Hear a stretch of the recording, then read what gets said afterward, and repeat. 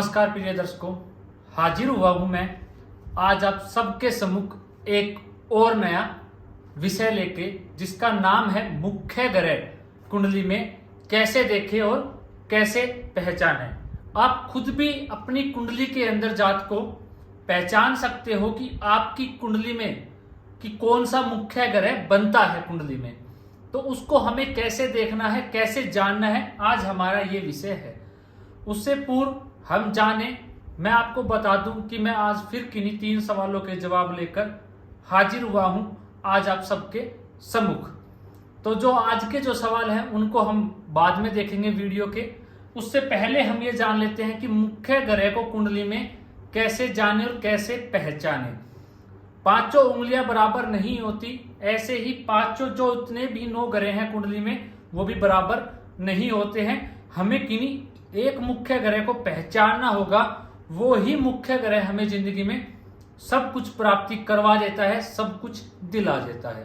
तो आज का ये विषय बहुत ही महत्वपूर्ण होने वाला है आपके लिए, क्योंकि अगर जात को आपने अपनी कुंडली में ये जान लिया कि कौन सा ग्रह मेरा प्रमुख ग्रह है और उससे संबंधित आपने जानने के बाद चीजों को किया अपनी लाइफ में, तो वो आपके लिए अच्छा ही होता चला जाएगा, क्योंकि वो ही ग्रह ऐसा है जो आपको समृद्धि दिलाएगा और आपकी जिंदगी में 4 चांद लगाएगा। उससे पहले हम ये अपना विषय जो है आज का उसको प्रारंभ करें, उससे पहले आपको ये जान लेना बहुत जरूरी है कि कुंडली के अंदर कौन सा ग्रह कारक होता है, किस लगन में कौन सा ग्रह कारक होता है, किस लगन में कौन सा ग्रह अकारक होता है, और तटस्थ कौन सा रहता है जो नॉर्मल रहता है, ना कारक होता है ना अकारक होता है। तो हमें ये जान लेना है। तो सबसे पहले जो मेष लगन की कुंडली है उसके अंदर जो कारक ग्रह होते हैं वो मैं आपको बता देता हूं कौन कौन से जो कारक ग्रह होते हैं। मंगल, सूर्य और गुरु इस कुंडली में कारक होते हैं। सर्वाधिक जो तटस्थ भूमि निभाते हैं वो चंद्रमा होते हैं, जो बीच के रहते हैं, न्यूट्रल रहते हैं, और जो अकारक है वो बुध, शुक्र और शनि जो है कुंडली में वो अकारक होते हैं। वृषभ लगन की कुंडली के अंदर शनि, बुध, मंगल और सूर्य कारक होते हैं, और जो शुक्र ग्रह हैं वो तटस्थ होते हैं, और गुरु और चंद्रमा जो है वो अकारक होते हैं। मिथुन लगन की कुंडली में शुक्र और शनि कारक होते हैं, बुध और चंद्रमा तटस्थ होते हैं, गुरु, सूर्य और गुरु, मंगल, सूर्य और गुरु जो है अकारक होते हैं। जो कर्क लगन की कुंडली है उसमें मंगल और गुरु कारक होते हैं, सूर्य, चंद्रमा और शनि जो होते हैं वो तटस्थ की भूमि में होते हैं, न्यूट्रल रहते हैं, और बुध और शुक्र अकारक होते हैं। जो सिंह लगन की कुंडली है उसमें सूर्य और मंगल कारक होते हैं, गुरु, शनि और चंद्रमा तटस्थ रहते हैं, और बुध और शुक्र अकारक होते हैं। जो कन्या लगन की कुंडली है उसमें शुक्र कारक रहता है, और सूर्य, बुध और शनि तटस्थ भूमि में रहते हैं, और मंगल, गुरु और चंद्रमा अकारक होते हैं। और जो तुला लगन की कुंडली है उसके अंदर शुक्र, बुध और शनि कारक होते हैं, मंगल तटस्थ भूमि में होते हैं, सूर्य, चंद्र और गुरु जो है वो अकारक होते हैं। जो वृश्चिक लगन की कुंडली है उसमें मंगल, गुरु और चंद्रमा, जो वृश्चिक लगन की कुंडली में सूर्य, गुरु, चंद्रमा जो है वो कारक होते हैं, मंगल जो है वो तटस्थ होते हैं, शनि भी तटस्थ होते हैं, और सूर्य, शुक्र और बुध जो है कुंडली के अंदर अकारक होता है। धनु लगन की कुंडली के अंदर सूर्य और मंगल कारक होते हैं, चंद्रमा और गुरु जो है वो तटस्थ होते हैं, और शनि, बुध और शुक्र ग्रह जो है वो अकारक होते हैं। मकर लगन के अंदर शुक्र, बुध, शनि कारक होते हैं, तटस्थ भूमि में सूर्य रहते हैं, चंद्र, मंगल और गुरु अकारक होते हैं। जो कुंभ लगन की कुंडली है उसके अंदर शनि कारक होते हैं, सूर्य, मंगल कारक होते हैं, बुध जो है वो तटस्थ होता है, चंद्रमा और गुरु जो है वो अकारक होता है। जो मीन लगन की कुंडली है मंगल और चंद्र कारक होते हैं, गुरु तटस्थ भूमि में रहते हैं, शनि, शुक्र और बुध जो है वो अकारक होते हैं। ये जो है हमने जाना कौन से लगन के अंदर कौन सा ग्रह कारक होता है और किस लगन के अंदर कौन सा ग्रह अकारक होता है, और तटस्थ भूमि में कौन सा ग्रह रहता है। अब हम जानते हैं कि मुख्य ग्रह को हमें कैसे जानना है हमारी कुंडली के अंदर। अगर आपका वो लगन है तो आप देख लीजिएगा कि कौन सा ग्रह आपकी कुंडली में मुख्य ग्रह बनता है और कौन सा नहीं बनता है।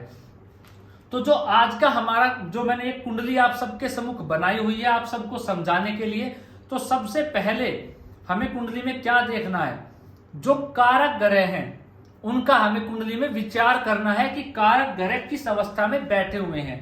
जैसे कि इस कुंडली में कारक मंगल होते हैं, सूर्य होते हैं, गुरु होते हैं और तटस्थ भूमि में चंद्रमा रहते हैं।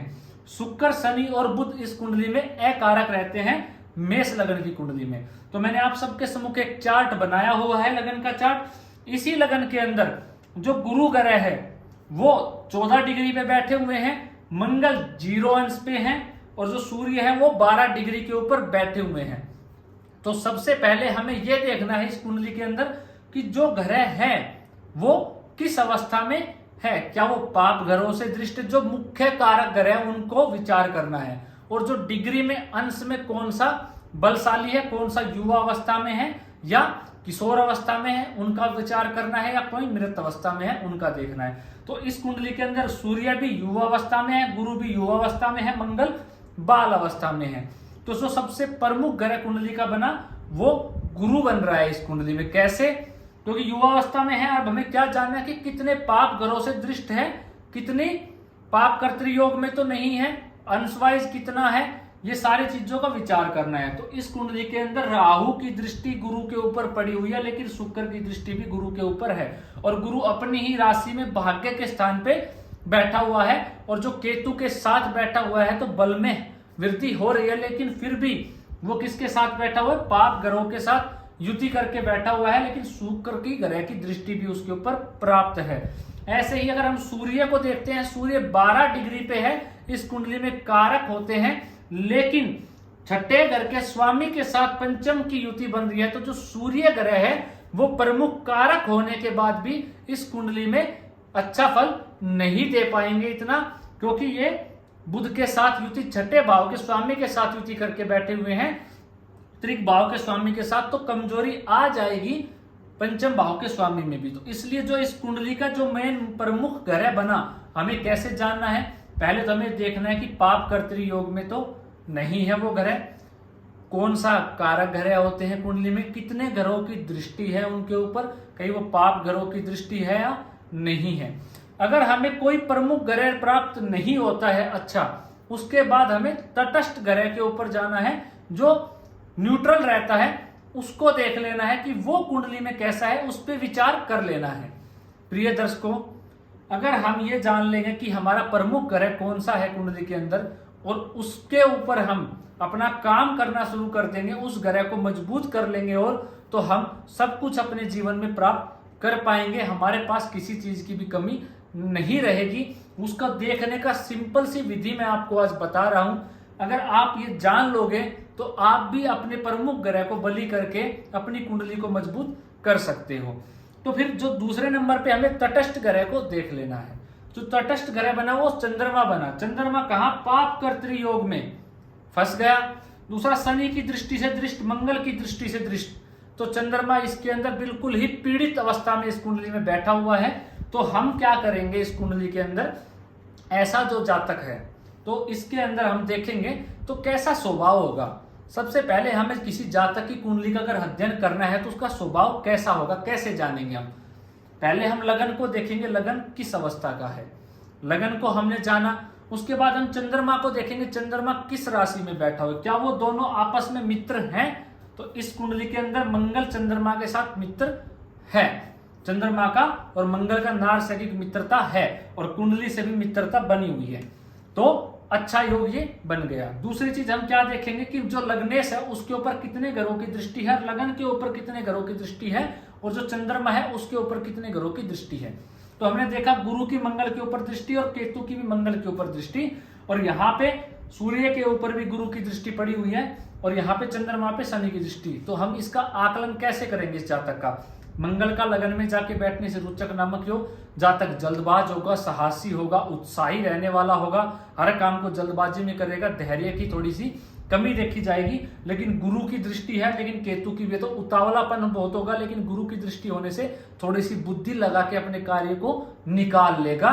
चंद्रमा कैसा है, कर्क राशि में है, चुलबुला स्वभाव होगा, मन में भावुक रहेगा, अगर कोई छोटी सी भी बात बोल देगा तो भावनाओं में बह जाएगा। शनि की दृष्टि होने से क्या कहेंगे हम, ऐसा जातक भ्रमित रहेगा, उसका मन लगने वाला नहीं रहेगा, चिड़चिड़ा उसका स्वभाव रहेगा, जिद करने वाला, छोटी सी बात को लेकर टेंशन में चले जाने वाला, ऐसा स्वभाव उस जातक का रहने वाला है। तो हमने कैसे आकलन किया, हमने लगन को देखा, चंद्र को देखा, चंद्र कैसी अवस्था में है, लगन पे पड़ने वालों ग्रहों की दृष्टि को देखा और उन सबको मिश्रित करके हमने उसका जवाब दे दिया। आप देखना वैसा ही उसका स्वभाव मिलेगा। तो ऐसे ही हमें क्या देखना है, कुंडली के अंदर मुख्य ग्रह को तलाशना है। तो इस कुंडली में जब हमने तलाशा कि किस ग्रह के ऊपर जो डिग्री में सबसे मजबूत है, सबसे पहले वो देखना है। कब, कारक ग्रहों में, जो जिस लगन में कारक होता है सबसे पहले कारक ग्रह को देखना है, फिर तटस्थ ग्रह को देखना है। तो कुंडली के अंदर जब हमने कारक ग्रह को तलाशा और उसमें फिर युवा अवस्था पे गए तो हमने देखा कि गुरु जो है वो 14 अंश के ऊपर है। कुंडली में सबसे बलशाली गुरु ही बना, भाग्य स्थान में बैठ के खुद की ही राशि में। केतु के साथ होने से थोड़ी सी दिक्कत हुई गुरु को, लेकिन शुक्र की दृष्टि भी प्राप्त है गुरु को। क्या हुआ, पाप कर्तृ योग में नहीं फंसा। यहाँ पे दूसरे नंबर पे हमने कौन सा ग्रह देखा, वो सूर्य को देखा, लेकिन सूर्य छठे घर के स्वामी के साथ युति बना के बैठा हुआ है, तो ये धन हानि योग भी बनाता है, बुद्धि भ्रमित कर देता है ऐसे जातक की। तो हम इसको सूर्य को मजबूत ना करके हम कुंडली में गुरु ग्रह को बल देंगे, तो वो ही इसका मुख्य कारक ग्रह जो है कुंडली का बन जाएगा। अगर हम उसे मजबूत कर देंगे तो हमारी पूरी कुंडली जो है वो मजबूत हो जाएगी। तो ऐसे ही हमें कुंडली के अंदर जब भी विचार करना है, हमें कोई प्रमुख ग्रह तलाशना पड़ेगा। प्रमुख ग्रह कैसे तलाशेंगे, आज मैंने आपको बताया है। कैसे तलाशेंगे, कोई भी कारक ग्रह देखेंगे, जिस लगन का जो कारक ग्रह बनता है, उसके बाद उसका अंश देखेंगे, कितने ग्रहों की दृष्टि है, कितनी शुभ ग्रहों की दृष्टि है, कितनी पाप ग्रहों की दृष्टि है, कहीं पाप कर्तृ योग में तो नहीं फंसा हुआ, डिग्री वाइज कौन सा ग्रह मजबूत अवस्था में बैठा हुआ है वो देख लेना है। उसको देखने के बाद उस ग्रह से संबंधित हमें अपनी चीजों को मजबूत कर लेना है। उस ग्रह का हम चाहे तो रतन पहन ले, उसको उससे भी मजबूत किया जा सकता है। और उस ग्रह को अगर हम मजबूत कर लेंगे तो वो अकेला ग्रह हमें सुख, समृद्धि, सामर्थ्य, जिंदगी के अंदर ऊंचाइयां, मान सम्मान सब कुछ दिलाने वाला होगा। तो ऐसे कुंडली के अंदर मुख्य ग्रह को पहचाना जाता है। चलिए, जो आज के सवाल है उनका जवाब ले लेते हैं। सबसे पहला जो सवाल पूछा है वो प्रिया जी ने पूछा हुआ है। उनका कमेंट आया, गुरुजी मेरी कुंडली में किसी ने लंपट नामक योग बताया है, उसने कहा है आपको ये बहुत सारी बदनामी देगा। देखिए प्रिया जी, जो लंपट योग है वो शुक्र इसमें भी बना हुआ है। शुक्र और राहु की युति अगर कुंडली में हो जाए तो लंपट नामक योग बना देता है। उसके लिए हमें कुंडली में क्या देखना है, हमें देखना है कि वो किस लगन में योग बना है। सबसे पहले हमें ये देखना है कितने ग्रहों की उसके ऊपर दृष्टि है, ये देखना है। ऐसा जो जातक होता है जिसका शुक्र और राहु साथ बैठ जाए, ऐसा जातक कुंडली के अंदर भौतिक सुखों के पीछे भागने वाला होता है, त्वचा संबंधित रोग देखे जाते हैं। ऐसा जातक कैरेक्टर से थोड़ा ढीला हो जाता है, इसलिए अपना चारित्रिक रूप से उसको अपना ध्यान रखना है। कोई गलत कार्य बिल्कुल भी नहीं करना है, जिंदगी के अंदर अपने आप को बचा के रखना है। लड़की है तो थोड़ा सा अपने समय से पहले लड़कों से दूर रहना है, अगर लड़का है तो समय से पहले लड़कियों के संपर्क से थोड़ा सा दूरी बना के रखनी है, वरना उनकी मान सम्मान इज्जत में हानि आ सकती है। शुक्र का यहाँ पे राहु के साथ युति होने से भौतिक सुखों के पीछे भागने वाला हो जाता है। ऐसा जातक नशा, मदिरा आदि चीजें जो भी भौतिक चीजों में आ गई उन सब के पीछे पड़ जाता है। तो अगर शुभ ग्रह की दृष्टि है तो आपका बचाव हो जाएगा। ऐसे जातक को गाय को सफेद आटा और गुड़ खिलाना चाहिए। शुक्रवार के दिन लाभ होगा। दही से स्नान करना चाहिए, शुक्रवार के दिन लाभ होगा। इत्र का नित्य प्रयोग कीजिए, परफ्यूम का बढ़िया प्रयोग कीजिए, सफेद वस्त्र शुक्रवार के दिन धारण कीजिए, लाभ होगा। दूसरा, सूर्य को जल देना नित्य प्रारंभ कर दीजिए, सूर्य को जल दीजिए ताकि आपके मान सम्मान पे ठेस ना पहुंचे, आपका सूर्य अच्छा हो जाए तो भी लाभ होगा। तो मैं आशा करता हूं प्रिया जी आपको आपके सवाल का जवाब मिल गया होगा। जो अगले दो सवाल हैं उनका जवाब देख लेते हैं। एक आशीष जी ने पूछा है, यदि पाप ग्रह ही पाप कर्तृ योग में हो जाए तो फल क्या रहेगा।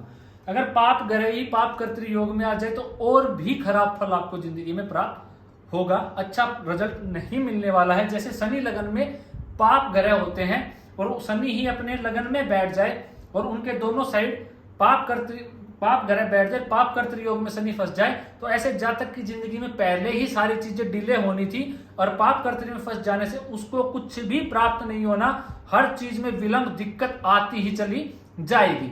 ऐसे ही अच्छा नहीं माना गया।